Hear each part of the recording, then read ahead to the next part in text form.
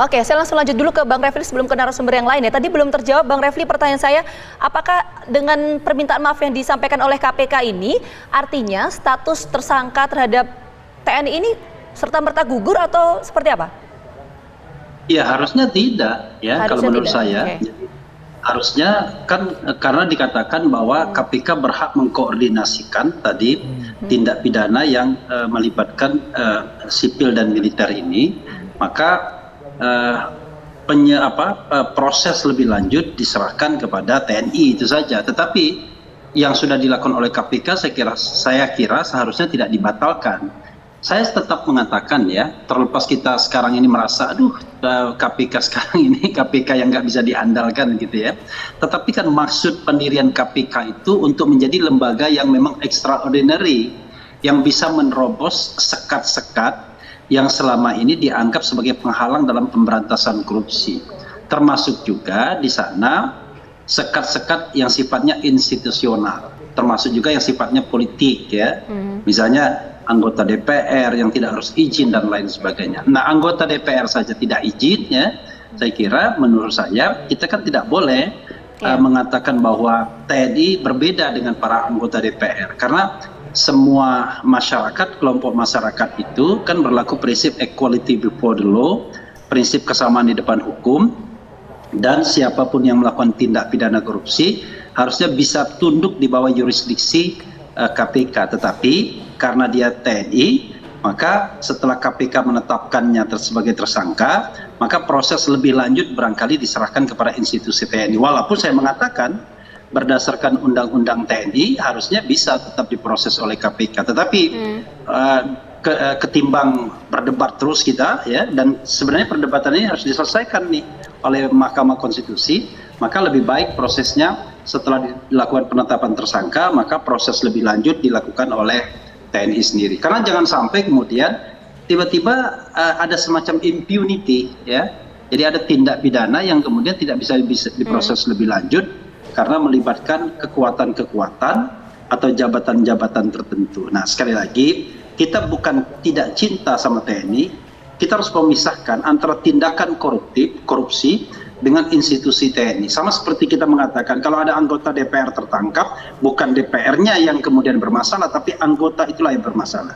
Kalau ada anggota TNI kemudian tertangkap tangan karena melakukan tindak pidana korupsi termasuk suap, maka dialah yang bermasalah. Jangan kita kemudian tarik-tarik institusinya, apalagi sampai petinggi TNI tiba-tiba sampai datang berbondong-bondong ke KPK. Menurut saya agak tidak elok ya, kalau menurut pendapat saya yang independen, saya kira begitu.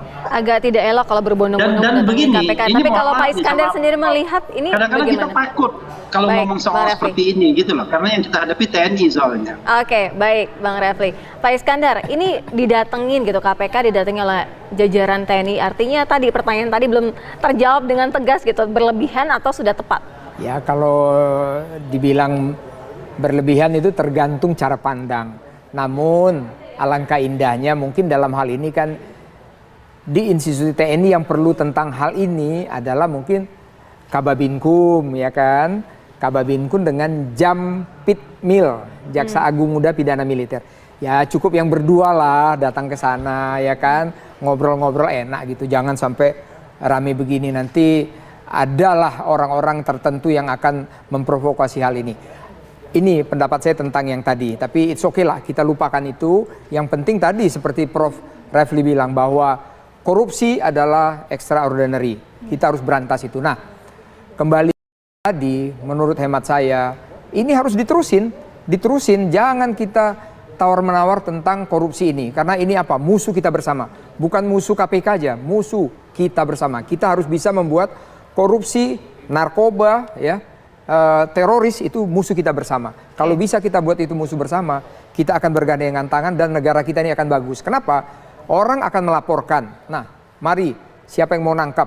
Kalau misalnya itu KPK monggo, Jaksa Agung monggo, polisi monggo, kalau TNI monggo. Yang penting kita bersatu supaya korupsi ini tidak ada. Dan satu pesan saya, tolong seperti Prof. Refli bilang tadi, ini sebenarnya ada peluang kok, ada celah tadi di pasal 42 tadi katanya koordinasi. Tapi bukan berarti menghilangkan kerahasiaan itu. Dan saya yakin, saya percaya Panglima TNI akan meneruskan ini terus. Tidak ada yang imunitas, tidak ada yang kebal di negara kita ini. Tidak ada yang kebal. Kita tanyakan kepada Prof. Refli. Prof, sebenarnya kalau dari intisari makna sebenarnya dari Undang-Undang Nomor 34 Tahun 2004 ini yang menyebutkan bahwa prajurit TNI tunduk kepada kekuasaan peradilan militer dalam hal pelanggaran hukum pidana militer dan tunduk pada kekuasaan peradilan umum dalam hal pelanggaran hukum pidana umum yang dianggap dalam undang-undang ini. Artinya sebenarnya tafsirnya seperti apa? Peradilan militerkah atau bisa juga seperti yang dilanjutkan saja ditangani oleh KPK? Ya, sebenarnya gini ya, ada dua hal yang harus kita pahami. Pertama, bunyi teks itu sendiri, lalu kedua, kapan undang-undang itu dilahirkan. Nah, bunyi teks itu sendiri sudah jelas. Kalau itu yang terkait dengan, jadi oknumnya militer, lalu kemudian dia melakukan tindak pidana militer. Ya, misalnya tindak pidana militer itu spionase misalnya, kemudian ya katakanlah yang penculikan berdasarkan tindakan-tindakan militer, melakukan pengeboman dan lain sebagainya. Pokoknya tindak pidana militer. Maka itu harus diadili di pengadilan militer. Tapi kalau yang pengadilan umum, misalnya mukul orang, misalnya KDRT misalnya ya kan, kemudian juga termasuk tindak pidana korupsi, itu kan umum sifatnya. Nah, itu menurut undang-undang ini, ya itu harusnya tunduk pada peradilan umum, itu satu. Yang kedua, kalau kita kemudian berlindung di pengadilan militer, maka jangan lupa pengadilan militer itu kan tahun 97. Sementara undang-undang TNI ini lebih muda undang-undangnya. Jadi undang-undang tahun 2004 ya kalau tidak salah ya. Jadi kalau kita berdasarkan azas lex posteriori, derogat lex priori, maka undang-undang inilah yang harus menjadi rujukan. Nah, normanya menurut saya tidak ada dispute kok sebenarnya, tetapi pertanyaannya adalah barangkali masih ada sebagian pihak yang berkeberatan kalau tindak pidana umum yang dilakukan oleh oknum TNI atau militer itu diproses di pengadilan umum. Itu soalnya menurut saya. Padahal harusnya sudah selesai dengan undang-undang TNI ini untuk tindak pidana umumnya, dan sudah selesai dengan plus undang-undang KPK untuk tindak pidana korupsinya begitu. Oke, saya kalau gitu mau ke Pak Saud lagi. Pak Saud, tadi kalau Bang Refli kan menyampaikan bahwa meskipun nanti dialihkan ke pidana militer tidak menggugurkan status tersangkanya. Nah, jadi kalau kita bicara konteksnya itu, kewenangan dari KPK dalam hal ini seperti apa ya?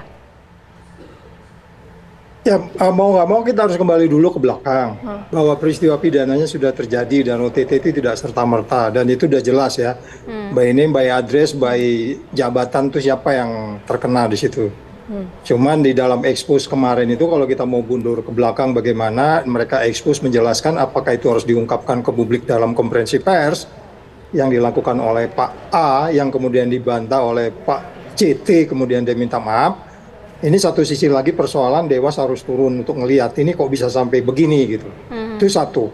Kalau kembali ke pertanyaannya Mbak tadi itu, kalau memang kita kembali, saya merefer kembali disampaikan oleh Bung Refli tadi, kalau bicara lex spesialis ya itu KPK yang tangani. Tapi kan jangan salah bahwa esensi yang utama itu adalah adanya keadilan bahwa orang yang melakukan tindak pidana korupsi harus diselesaikan. Makanya waktu AW101 helikopter itu kita nggak confused di situ, apakah itu ditangani KPK atau enggak.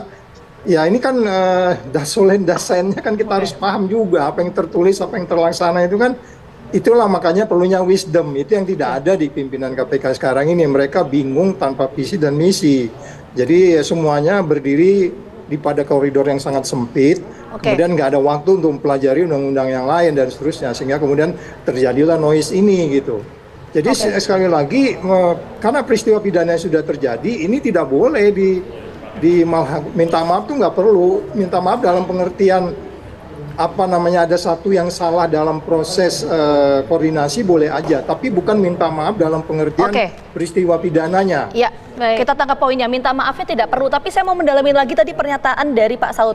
Kan ini kan selama ini kan proses yang di KPK itu kan seperti yang tadi Pak Saud sampaikan ya, sudah ada aturan yang menjelaskan soal itu. Tapi kemudian ini ada kasus seperti ini, Pak Saud tadi mengatakan bahwa ya ini hanya lupa saja. Anda mengatakan itu indikatornya dari mana Pak? Kok bisa meyakinkan bahwa wah ini cuma lupa aja gitu?